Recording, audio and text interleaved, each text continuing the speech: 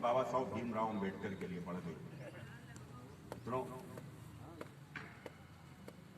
मैं तो कभी भी जात पात को मानता ही नहीं। मैंने तो सदैव हिंदुत्व के लिए ही राजनीति की है, क्योंकि जातियां तो हमारे देश में थी ही नहीं। हमारे देश में यदि जातियां बनी हैं तो निश्चित रूप से इन मुगलों के कारण से बनी हुई हैं।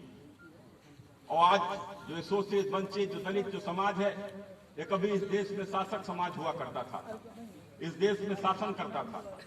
आज भी यदि हम सब देखें तो निश्चित रूप से इसका इतिहास में शोध है, मिल जाएगा। इस देश के वामपंथियों के कारण से हम अपने खोए हुए अतीत को, हम अपने इतिहास को हम भूल गए हैं। हमें हमारे इतिहास का सही ज्ञान नहीं है। जो ये शोषित वंचित समाज है, ये दलित समाज जो है, सही मायने में एक समय पर ये देश में शासन करने वाली समाज हुआ करता था, लेकिन मुगलों से लड़ने वाला समाज हुआ करता था। आप सबने यदि देखा होगा तो आज भी पूर्वांचल में जाओ तो राजा सोहेलदेव, पासी समाज के भी जो राजा वहां के ऊपर हुए, सब लोग मुगलों से लड़ा करते थे। इन लोगों ने सही मायने में इस देश की रक्षा की, इस देश में हिंदुत्व की, हमारे धर्म की, हमारे देश की रक्षा करने का काम किया था। लेकिन हमारा बटा हुआ समाज होने के कारण से, अलग अलग राज्य होने के कारण से, छोटी ताकत होने के कारण से उनसे लड़ नहीं सके।